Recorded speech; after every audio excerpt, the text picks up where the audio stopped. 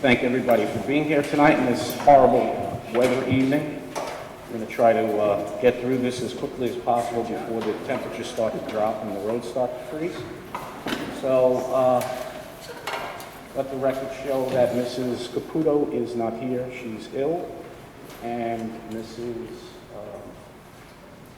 Zimmerman is on her way. She's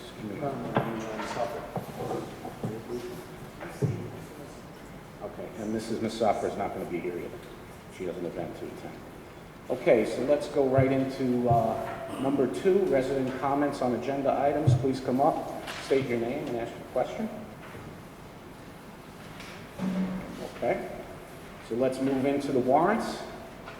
Could I get a motion to accept the warrants as submitted by Mr. Clancy? So moved. Second? Second. All in favor? Aye. Any no votes, any abstentions? Thank you. Let's move on to the Treasurer's report. The Treasurer's report for October.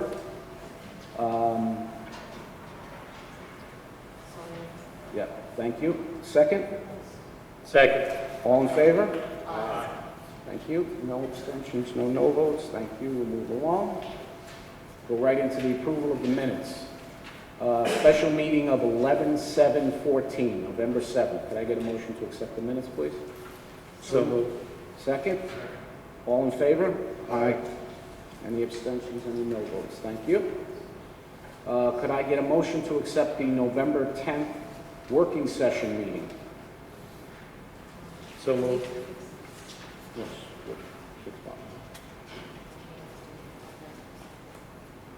November 10th?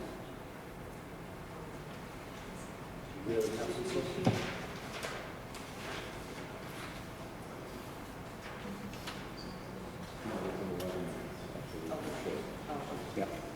Okay, could I get a motion to accept the 11:10 minutes, please? So Second? All in favor? Aye. Aye. Any abstentions? Any no votes? Thank you. We'll move on to the regular meeting minutes of November 12th. Can I get a motion to accept the minutes, please? So moved. Second? Second. All in favor? Aye. Aye. Any no votes? Any abstentions? No. Okay, thank you. And for the last special minutes meeting of November 17th, could I get a motion to accept those minutes, please? Second? Second. All in favor? Aye. Any abstentions, any no votes? Thank you. So all of the votes carried, 1, 2, 3, 5, nothing. Thank you. Okay, let's move on to item number 5. Our student most president, would like to, Hi. good evening. Good evening. Just an update. The freshmen at Mayapack High School attended their annual Sharp Reservation trip. About 2 weeks ago, the Student Athletic Council had the annual Senior Citizens Prom. The theme this year was a luau. Our winter sports have started and are all doing very well. Since the school no longer allows pizza sales or bake sales, student organizations have turned to local businesses for their help. They have been setting up bake sales outside their stores, and we would just like to thank the business and the community for their support. Mayapack students and staff have also been giving back. 67 boxes of food were donated over the Thanksgiving break. The school is currently collecting toys for the Toys for Tots organization. Thank you. Thank you. Okay, let's move on to 5B, which is the superintendent's report. The superintendent would like to report a few items that we have 17 talented vocalists who will be representing Mayapack in the All Counties prestigious choral competition. Also like to report and thank those that were able to make it. We had Regent Phillips' presentation this afternoon.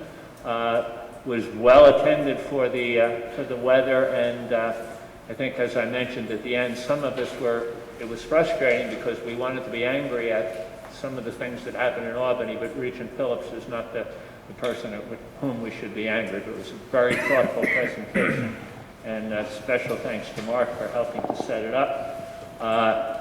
Among the wonderful things about Mayapack that I am learning is that I need to save February 28th, because that is the date of this year's Cupcake Wars, which I've been told is an event that I do not want to miss. So please hold February 28th. I want to just highlight one item that is on the agenda later. We have a recommendation for tenure for Sue Laga, who does an outstanding job over at Lakeview. I've had a chance to visit with her there, and in addition to her work, just has really deep roots in this community. So anticipating that approval, I would congratulate Sue on earning tenure.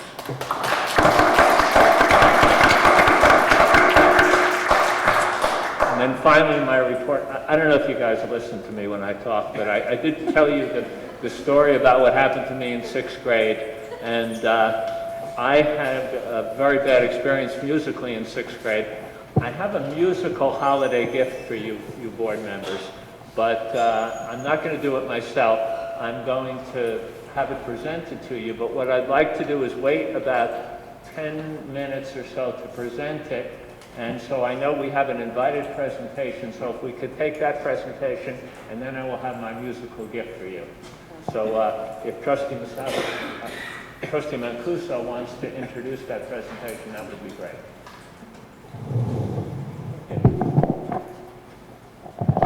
Good evening, everyone. We have a great community here, and there's a lot going on. And Miss Courtney Williams is here to discuss about an Algonquin pipeline that is scheduled to be running through our area and near our schools. So we felt it was important. She asked to come and speak and let the public be more aware of it, and what we can do as residents and some concerns. So Ms. Williams, thank you for your time. Great, thanks for having me. So my name is Courtney Williams. I live in Peekskill. I grew up in Carmel, and I am here to talk to you about the Algonquin Incremental Market Expansion and the follow-up project referred to as the Atlantic Bridge Project. This is a plan by Spectra Energy, which is a Texas-based energy company, to expand the Algonquin pipeline, which currently runs through Rockland, Westchester, and Putnam, from a 26-inch gas pipeline to a 42-inch high-pressure gas line with 300% of the capacity of gas. I've got here a map showing roughly the route of the pipeline. The AIM project would be stopping here in Yorktown, it would be stopping here in Yorktown off of Stony Street.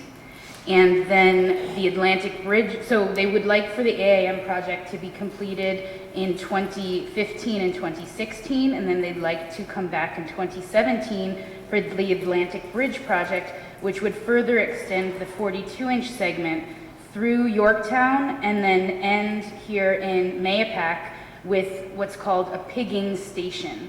And that is basically an outlet for them to clean out the radioactive hazardous materials that accumulate in the pipeline during its operation.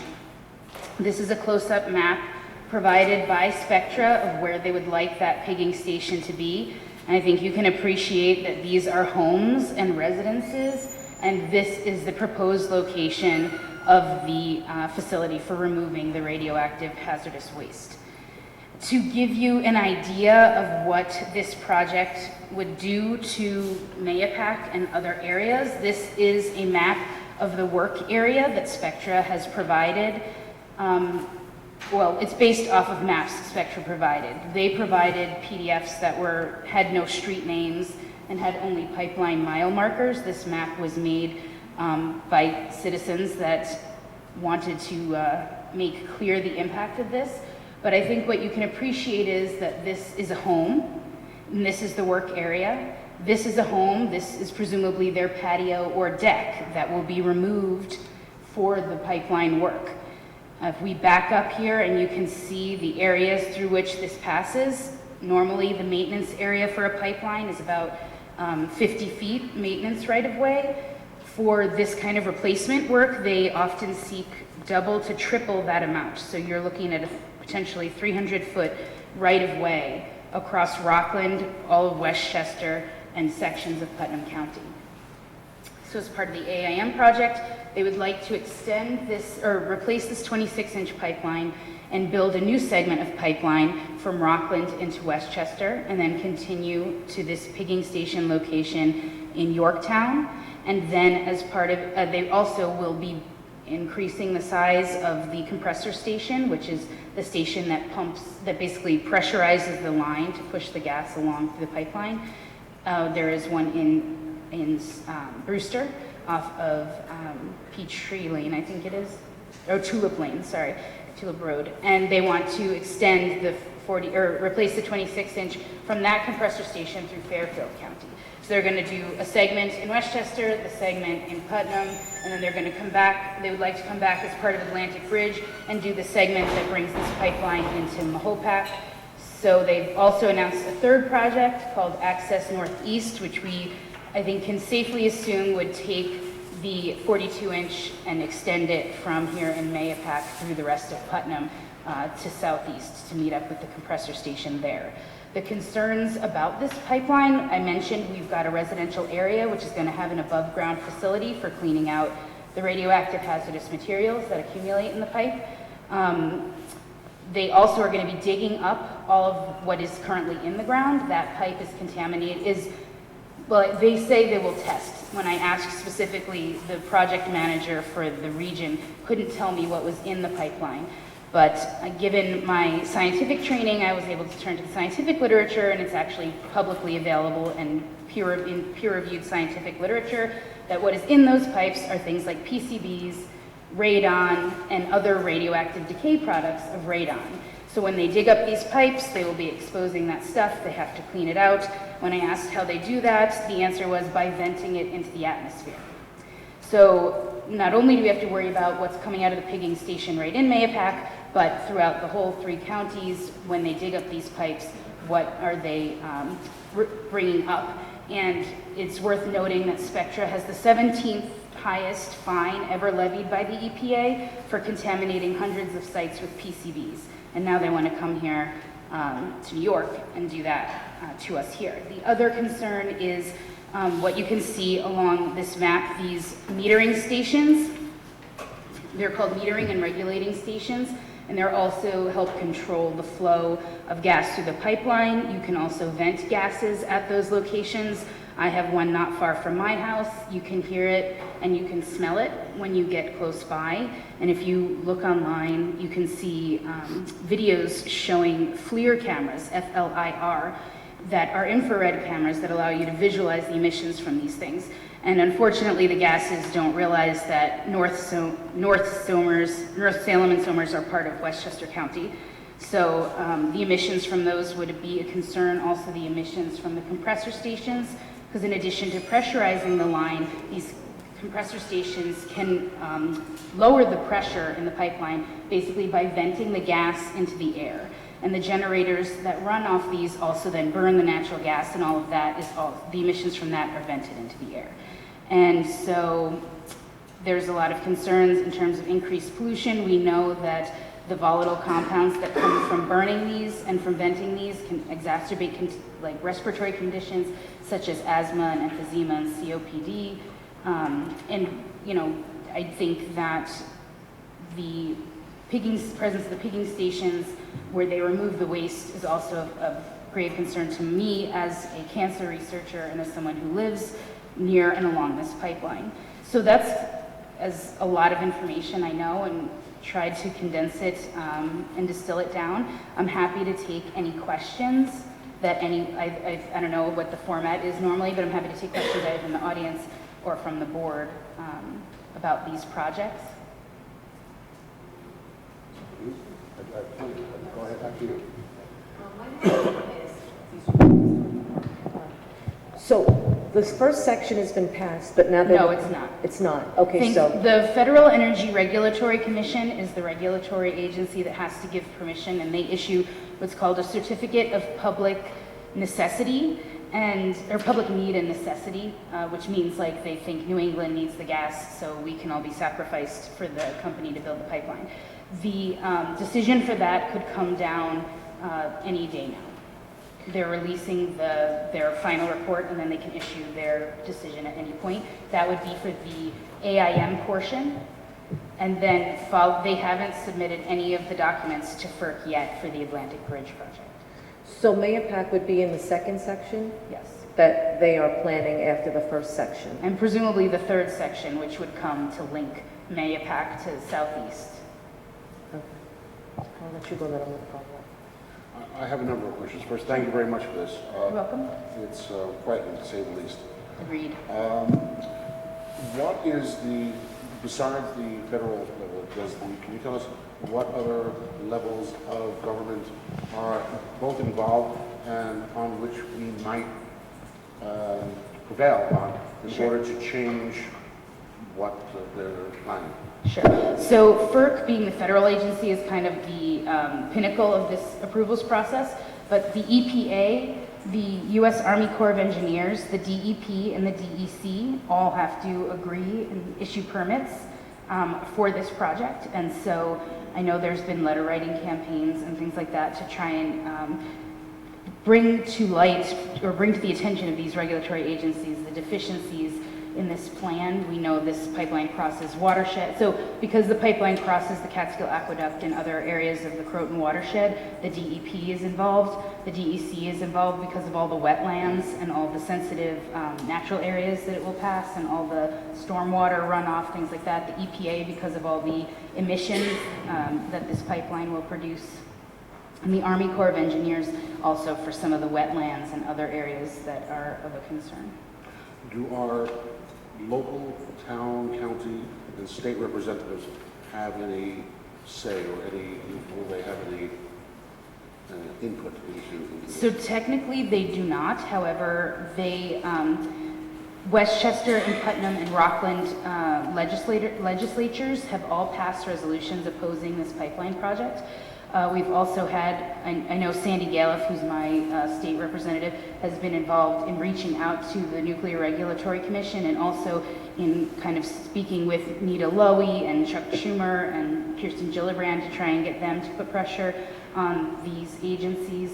The Nuclear Regulatory Commission is also involved in having, because this passes only 1,500 feet from Indian Point Nuclear Power Plant, because I think a massive gas pipeline next to a nuclear power plant sounds like a fabulous idea.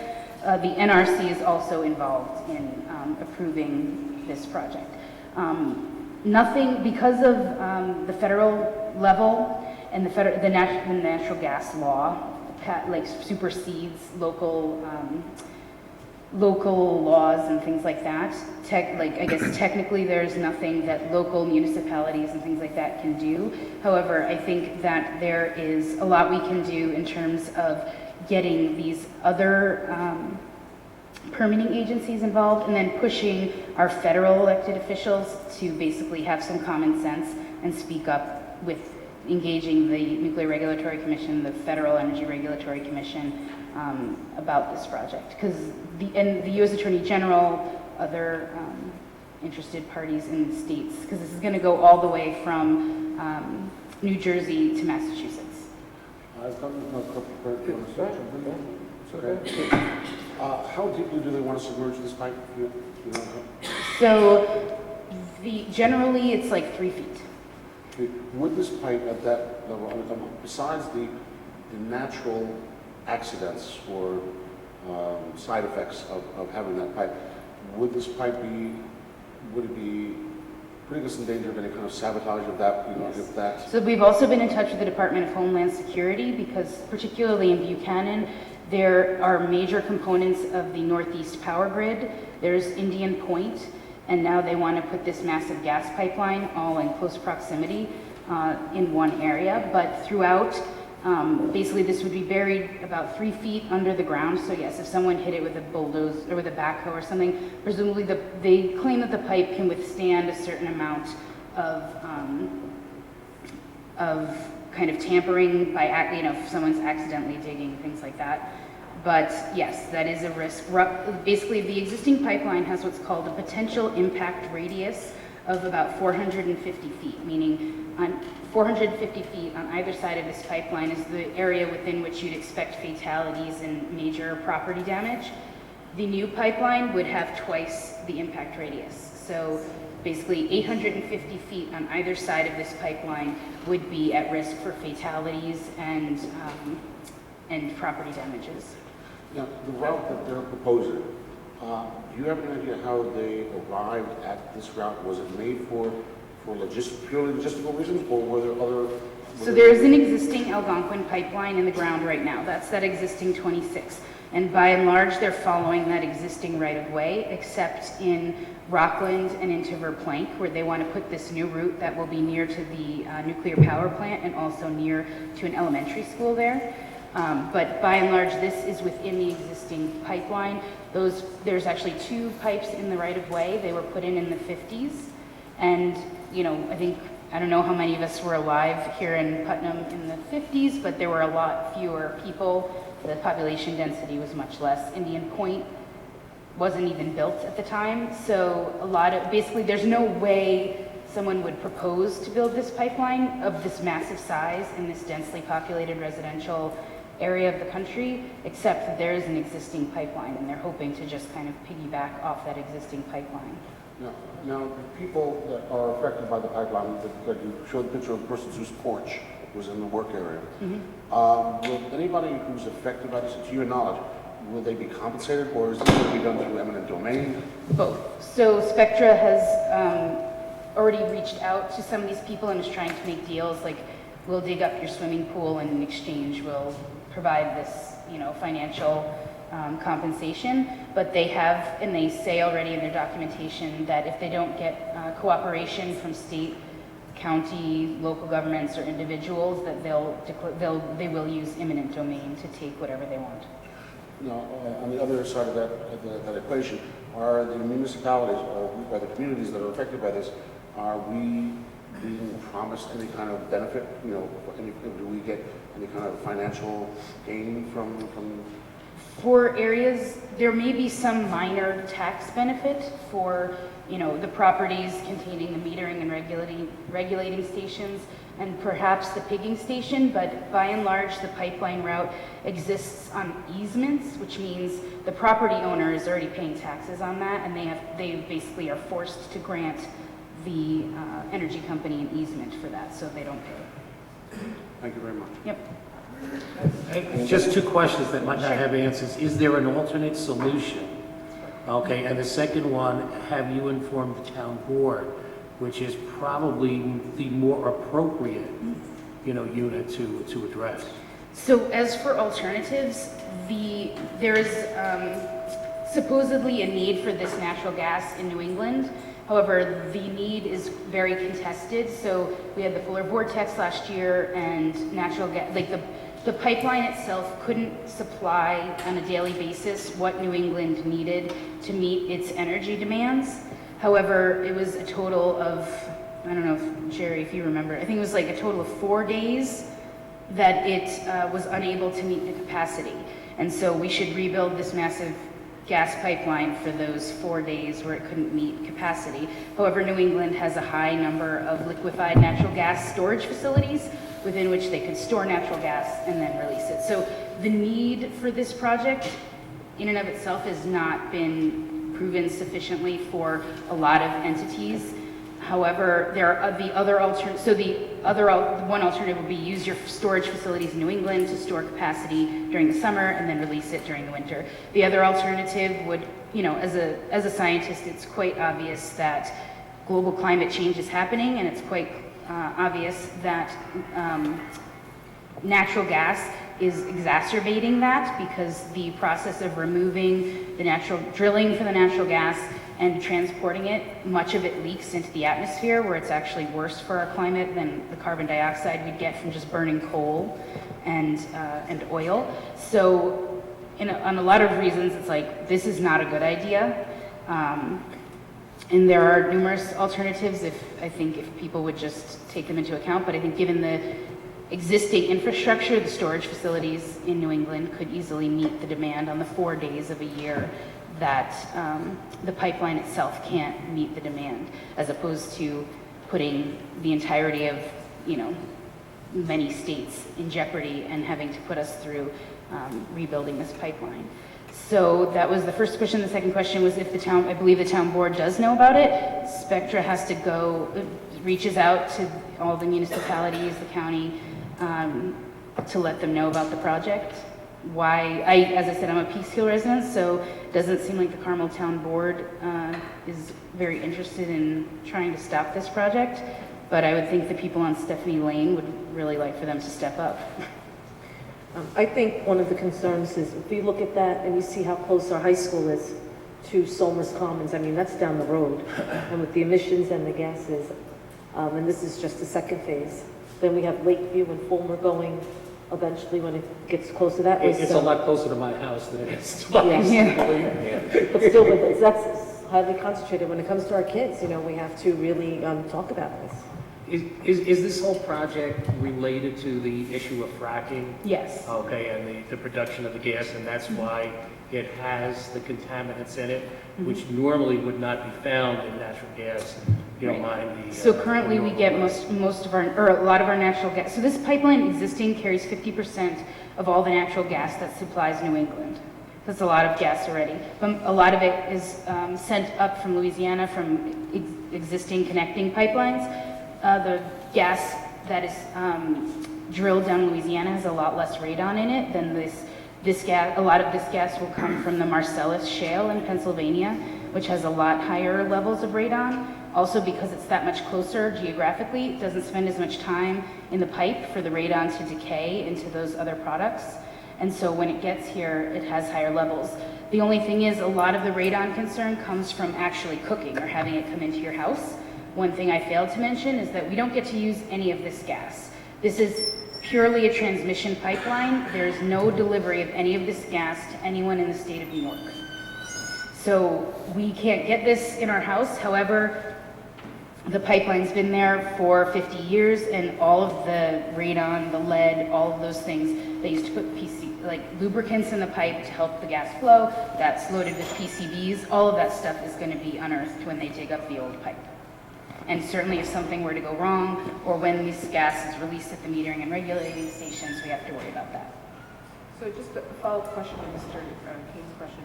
What has Spectra said, or would you anticipate them saying in proposed alternatives like storing stations or... What was the last bit? Like you said, the alternative... Yeah, they say we're just a pipeline company, so they're not a drilling company, and they're not a gas distributor. They're just like, this is like a highway for gas, and they just run the highway. And so they kind of throw up their hands and say, like, we don't really have a say in whether it's fracked gas or not that goes in the pipeline, and we don't have a say in where it goes. But their big thing has been demand, that they need to meet the demand of the natural gas needs in New England. Thank you. Yep. Ms. McHugh, well, actually, two questions. For the record, could you tell us and whoever might be listening on TV, if they want more information about this, where they can go for that? Sure. So I think one of the best places to go is www.sape2016.org. And I have flyers that I can leave with the board. So again, that's www.sape2016.org.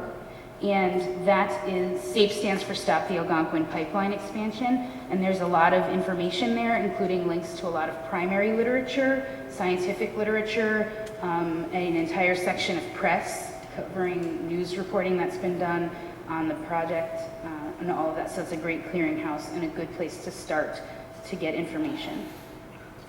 Also, with your permission, I noticed that we have somebody else in the audience with us, one of our local environmental activists, Mr. Jerry Ravnitsky is here. I'm assuming, Mr. Ravnitsky, you're here on the same issue as Ms. Williams.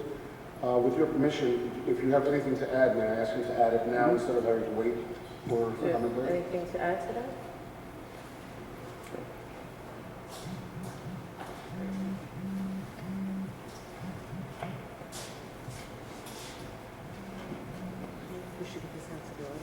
Thank you. My name is Jerry Rudnitsky. I live in Can you lift Mayapack. that up? Jerry, raise the microphone. Yep, right to you. Perfect. There you go. Maybe hold it. My name is Jerry Rudnitsky. I live in Mayapack. I've been a resident here for many years. And I'm also one of the founders of the SAPE group. None of the pipeline companies intentionally set out to to build faulty pipelines. However, there have been thousands of accidents with explosions, loss of life,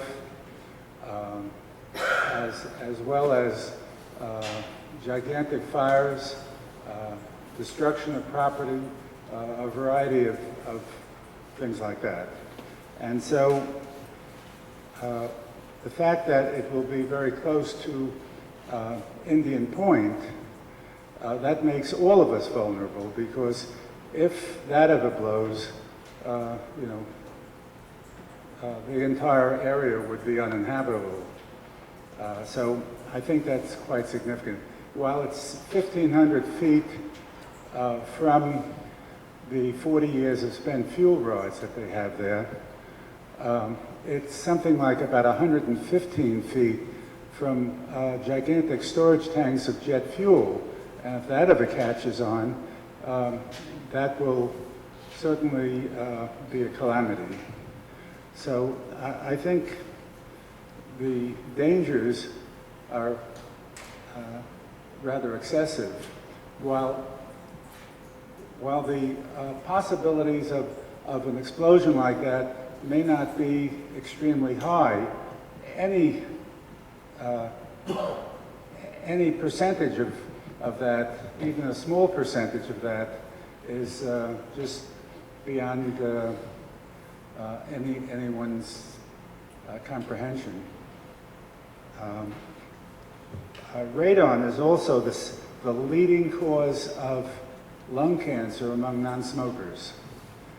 That is according to the American Lung Association, and it's been agreed to by the CDC, Center for Disease Control, the World Health Organization, the EPA, etc. There's no safe level of exposure to radon. We have a very high level of radon in this area, in Mahopac. Many homes have had to do various correction, ventilation, and so forth to make it safe within their homes. And for those people who haven't tested their radon in a long time in their home, I advise you to do that, because it can increase. The fumes from these compressor stations, etc., and these other places that were mentioned, they don't know any boundaries by town or school district or whatever.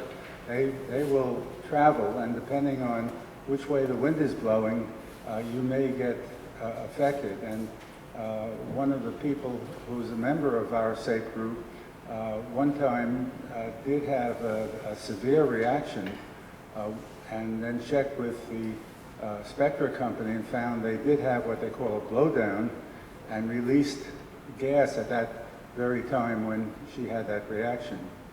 And it will affect young people, it will affect the elderly, and people with breathing difficulties as well.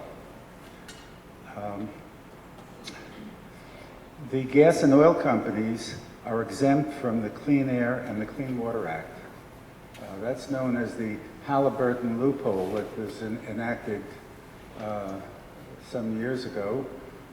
And so the Clean Air Act and Clean Water Act cannot protect us at all from that. The fact is, we really don't need this gas, that there is development, technologically it's available for renewable energy, things like wind, solar energy, water, so forth. Those are available now. The technology is here. And the prices of wind energy, for example, and solar energy have been going down dramatically. It's like 50% of what it was just a couple of years ago, and will continue to go down. The gas companies putting these pipelines in, they're supposed to last for 50 years, so that if people are saying it's just a temporary thing, it's not temporary. They don't intend it to be temporary. They're trying every possible way of defeating encouragement of renewable energy, because they want, frankly, it involved billions of dollars of profits for those companies, and they are spending millions on buying votes from state and federal legislators. There are many additional factors here. They are planning as many as 4 new export facilities in Canada, Nova Scotia and New Brunswick particularly, in those areas. And much of the gas that will travel through this area is intended for export to other countries, to Europe, Latin America, and even to Asia. So that the need for that has been overstated, and there are many reports indicating that. But Jerry, I'm sorry, but we have the students waiting, and I just want to thank you so much, and Ms. Williams. Thank you for bringing this to our attention, and the challenges we face. This is so close to the schools and in our community. And I'd just like to say one additional thing, that I can provide this board with some written, I don't have it with me because I just found out about the meeting about maybe an hour and a half ago. But I would like to send some material to you so you can have some scientific reports in rather common language. I don't want to send you the technical reports. thank Thank you you. very We much. appreciate it. Thank you. Thank you very much. Leslie has my contact information, so if there's any follow-up questions that any of you have, either as members of the board or as residents of Mayapack, let me know. Absolutely. Thank you so much for coming. Thank you.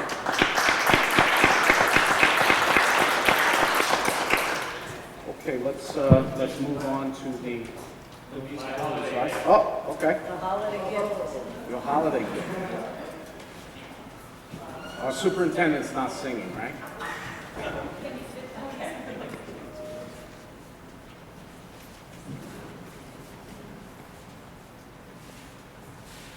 Is this the Fabulous Four? The Fabulous Four.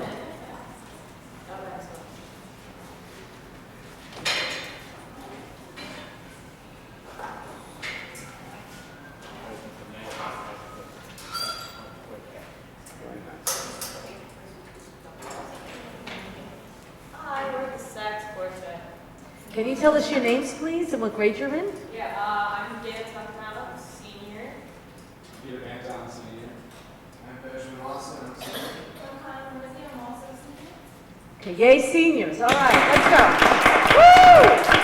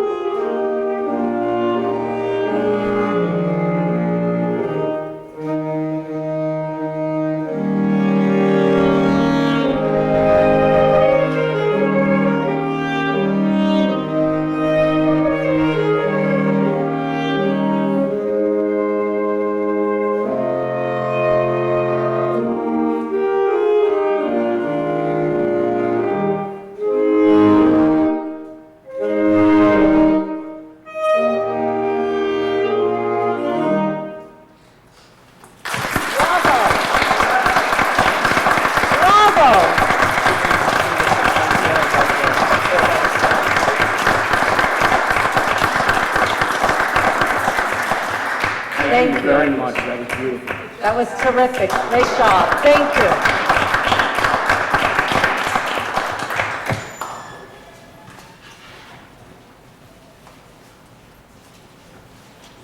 Okay, so why don't we move on to the committee reports? Let's start to my right with Mr. Bellows. Buildings and grounds did not meet this month. Oh, pull that mic a little closer. Okay? Sir? Okay. Buildings and grounds did not meet this month, but RFPs were received in regards to architectural engineering services pertaining to the district's 5-year building condition survey. Mr. Clamster will put together a summary and share this with the committee at our next meeting as scheduled for January 5th, 2015. Back to you, Mr. President. Thank you. Mr. Keene? The curriculum committee likewise did not meet. It's scheduled to meet the eve before Thanksgiving, so we did not meet. Okay. Mr. Mancuso? Special education is scheduled to meet tentatively Monday, December 22nd. Okay. Mrs. Lindley? As well, the Communications Committee also has nothing to report this month. Okay. And transport did meet. We had two major topics of discussion. One was idle assets in the district and how to proceed with those, as well as a request to look at setting up an emergency response station should something happen in cooperation with Putnam County. So kind of talk a little bit about that.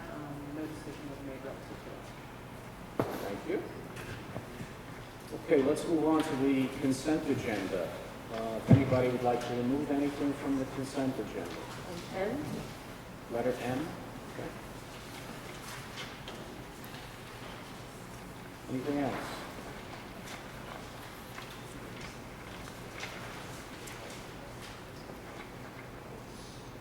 Let's try those here.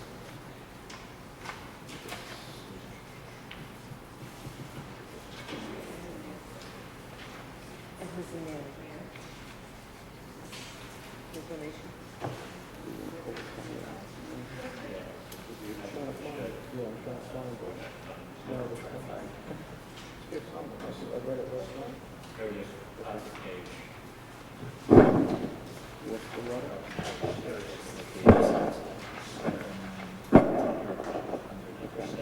So 10-year appointment under number 7 we'll pull out.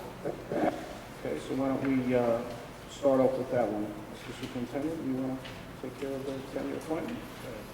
My recommendation to the Board of Education is for approval for tenure for Susan Laga in the tenure area of assistant, teaching assistant, rather effective 12/2014, subject to the satisfactory completion of the remainder of her probationary period, and I'm pleased to make that recommendation. Could I get a motion to accept that, please? So Second. All in favor? Aye. Congratulations.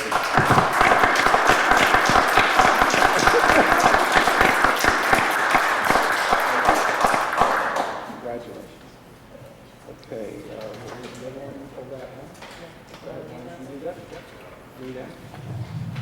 Resolved upon the recommendation of the Superintendent of Schools, the Board of Education of the Mayapack Central School District accepts a monetary donation of $1,000 to the Mayapack High School in support of Verizon's matching gifts programs and recognizes the efforts of Danielle Balianco.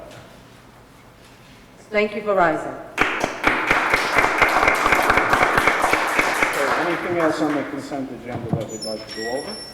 If not, I'd like to get a motion to accept the consent agenda as presented. So moved. Second? All in favor? Aye. Any no-votes, any abstentions? Carried 5-0. Okay? So we are up to resident comments. So if anybody would like to come up and make a comment, sure.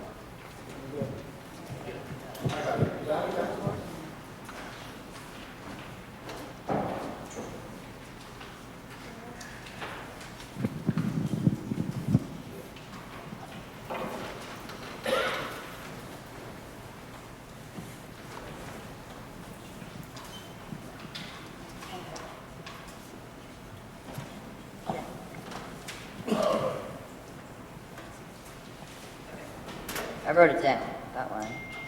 Okay. I'm just troubled about this issue with the superintendent search. I had some questions, and I'm just wrote it down. Now, this is going to be the third time we're going back for a search for a superintendent, right? This is still part of the second time. All right, well, I'm thinking of the third, since we went to the finalists, and now we're kind of going back again. So in my head, it's the third. Okay. So, okay, now I'm not trying to be mean or anything, but this is just me. Are we like sure that you guys are kind of like the people to be doing the search? Because you already, I'm not being mean, okay? I'm just saying, okay, this is why. Because all the finalists last time were vetted by Hazard and Young, right? This is what I wrote down. They were vetted by Hazard and Young. You guys did interviews with people, right? And supposedly they went through, like, from last time I sat at the work session, they went through interviews and then final interviews and all that stuff. And then they went in front of that school panel / administration. So those are the people that you said, these are the people that we think we should put in front of the community. Until the school panel got to them, and then, now what? They weren't qualified or whatever. But Hazard and Young vetted them, and you guys vetted them. So that's why I'm wondering, are you guys like the people to be interviewing these people? That's all I'm wondering. Well, to be blunt. Yeah, well, we're be the blunt. trustees. I am. Go ahead. We're the trustees. We're voted in to do this, to Well, do that's these why I'm kind of wondering. things. We are not going to settle Yeah. for any candidate unless we feel as a group that that person is the right fit. And Well, that's we're why I'm gonna wondering. We're going to continue to do our search, and we're going to continue to look for that right person. Well, that's why I'm wondering, because if they vetted them, and you guys vetted them, then obviously something's wrong. Because, You have to understand, when a company vets something, they're putting a product before you. yeah. And their main goal is to get their fee and go away. That's what a headhunting firm does. I know that. But I then you can guys tell also did interviews with these people over and over. Correct. And I can tell you, having been in the banking industry for 30 years, Right. we've had people where you bring them in, you interview them the first time, you like them, the second time, you're not crazy about them. You know, Then you people could say discard them. something or could approach things differently, or you're not quite satisfied with the way they respond to certain questions. And then you So chuck all them. all I can say is, at this point, we're not going to get into details. Yeah. We've continued the search. We're going to continue the search and continue to put all the hours in to get whatever we need, and you can laugh all you want, because I'm we're not putting in laughing, I'm hours. just saying, it just seems like very, that's what I'm saying. Why, you shouldn't have got to finalists then, you should have just kept looking, you know what I mean? Before then you put them in front of a school panel. I should get paid for this job too, but that doesn't. So, I know that, I'm just We're going to saying. continue to go on and continue the search to meet the criteria of the community as well as the district. Well, are you gonna do anything different in the next search? I'm not going to get into details at this point. All We're right, going to I'm just continue to do the asking. search. Thank you. All right. Thank you. Anyone else? No? Thank you, Mark. Okay.